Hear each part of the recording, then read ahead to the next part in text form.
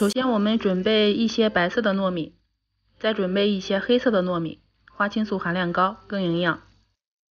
接下来用流动的清水把糯米冲洗干净，洗好后控干水分，先放在电饭煲内胆里面，加入和平时蒸米饭一样的水，先不开火，泡上1个小时，因为黑色糯米不容易熟。接下来加入1块红糖，合上盖子放在一边泡就行了。然后再准备一些大枣，清洗干净，洗好后用吸管把枣核取出来，像这样，很容易的。和泡好的糯米放在一起，接下来就可以开火了，选择蒸米饭键。米饭快蒸熟的时候，我们找1块老南瓜，先把里面的瓜瓤刮干净，像这样。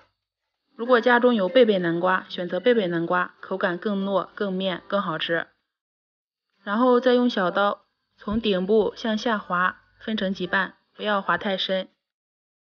现在米饭也已经蒸熟了，把它搅拌均匀，然后直接塞到南瓜里面。塞的时候要按压一下，塞紧实一些。如果黑色糯米有点加生也没关系，因为在烤的时候，南瓜里面的水分还会被糯米吸收的。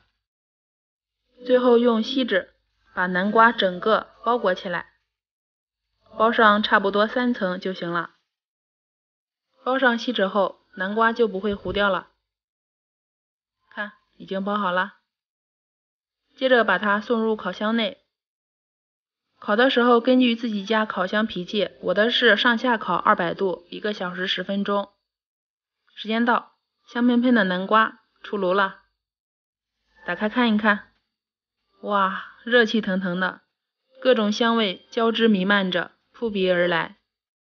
咬上一口，甜甜糯糯的，又伴着南瓜的香味，真的是太好吃了。如果家中没有烤箱，也可以直接上锅蒸。蒸的话，南瓜尽量选择小一点的南瓜，像贝贝南瓜，这样做出来更容易熟。蒸的时候就不用包裹锡纸了。我个人还是喜欢吃烤出来的，这样做出来口感更糯更甜。做法非常简单，喜欢的话就试试吧。